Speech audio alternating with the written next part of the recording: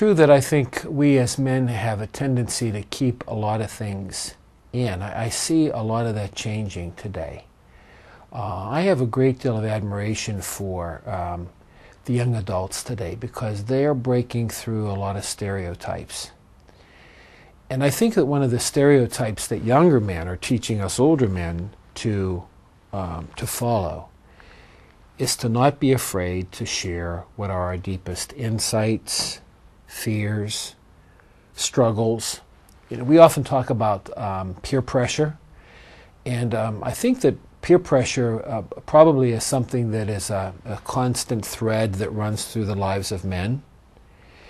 And what I'm seeing today is when men are bold about their faith, or bold about their fidelity, or bold about their loyalty, that makes a deep impression on their peers.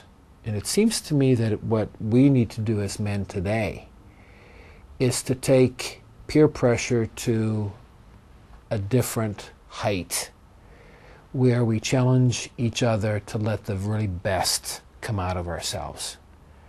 That we are not afraid to admit that we can sometimes be afraid. That we see how important it is for us to acknowledge that there is a God and that we need Him. That we're not afraid to express our concern and our love for each other. And not only to express our love and concern for women, but that we express our love and concern for each other as friends. I have a wonderful, wonderful friend, and he really is, he's really becoming a brother to me. I'm an only child, but Jim and I have been friends for over 40 years. And he always knows to say the right thing. He lives in Virginia. He's a pharmacist in Virginia. And, you know, he might not be so forthright and direct in expressing his love for me. But when we talk on the telephone, he'll say, "You know who loves you, brother?" And that statement says a whole heck of a lot about the relationship that exists, obviously, between Jim and myself, but obviously with his wife and his 2 children, whom I love very much and are my godchildren.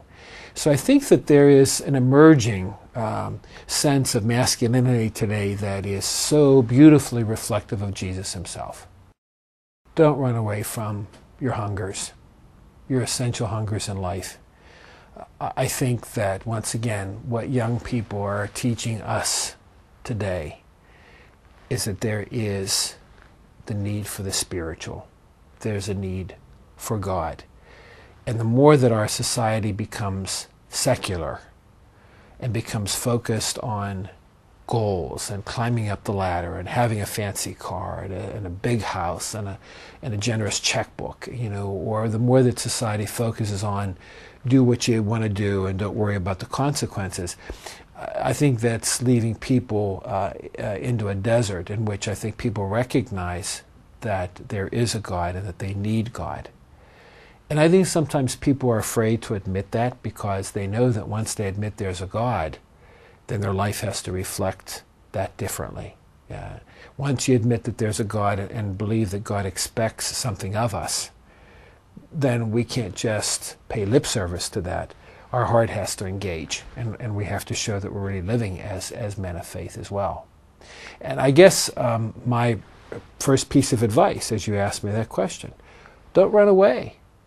Don't run away from that hunger for God or for spirituality or for the value of love or the value of loyalty or the value of commitment or the value of compassion or the value of mercy. Don't run away from it. Because in the end, God, as the hound of heaven, he's going to catch up with us anyway, so let's not waste the energy. I think just really be able to admit that the hunger is there and fall into the arms of God. Well, I think, you know, for me and my own spirituality, coming to know Jesus in the Scriptures shows that Jesus, first of all, did in fact, as the Son of God, take on our own flesh. And he experienced everything that we experience as humans, but more especially, he experienced everything that we experience as men, with the exception of sin. But Jesus was really comfortable in his skin. he was comfortable in his skin to never think that he could do what he was to do without his Father. And so he becomes a perfect example of what it means to be able to be dependent and to communicate.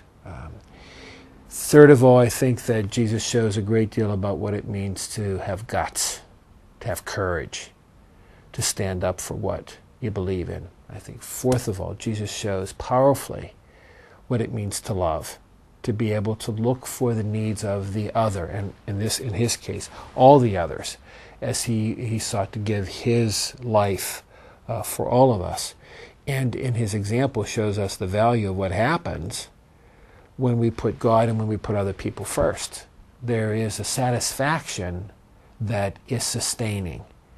I think sometimes when we've played a terrific game of football, or we've earned an increase in salary, or we've received a promotion in our jobs, that's a great victory, but it's fleeting.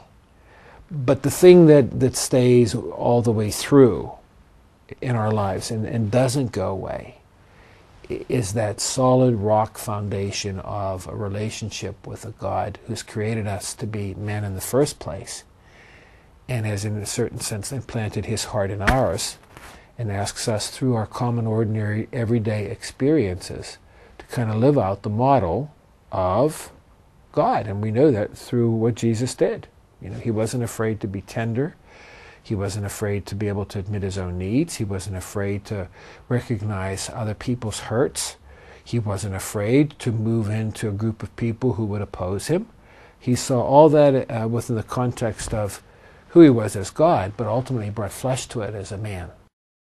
Well, I think the first thing that I would challenge other guys to think about as I'm sharing my thoughts with them, is a struggle that I've had in my own life. I've faced lots and lots of temptations in my life. Sometimes they're so almost to the point of being overpowering.